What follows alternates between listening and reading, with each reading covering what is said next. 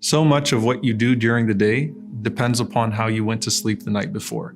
And there are so many ahadith that talk about the angel's involvement in your going to sleep and the effect that that's going to have on the next morning. You're going to sleep and you have a few choices to make.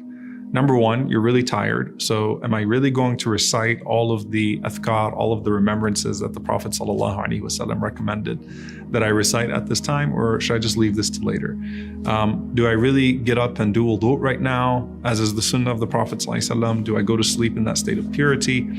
I'm having a hard time going to sleep, so should I pull my phone out and start looking through my social media, send a few text messages, watch a few videos?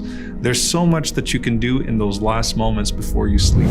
The Prophet ﷺ said that every night as you go to your bed, an angel and a devil come to you and they start to prompt you. When you're going to sleep at night, the Prophet ﷺ said in those moments, an angel comes to you and says, "Ikhtim bi khair, ikhtim bi khair, ikhtim bi khair." End your night well, end your night well, end your night well. And then a devil comes and says, end your night in evil, end your night in evil, end your night in evil. End it with a bad word, end it with a bad sight, end it with a bad exchange, end it with something evil, because our actions are judged by their endings. Okay, right? So this is your last moment of the night and you're going into death, right? Because at night when you sleep, it's al-maut as-sughra. It is your minor death. You don't know if you're waking up the next morning.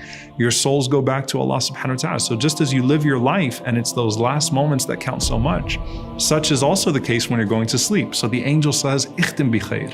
End your night with dhikr, end your night with the remembrance of Allah, end your night with some Qur'an, end your night with those good things, not those things that are bad. And there are so many different things that the Prophet ﷺ mentioned that we should do at night, and they do involve the angels. So one of them, the Prophet ﷺ said that when a person makes wudu, he said, purify your body so that Allah subhanahu wa ta'ala may purify you at night.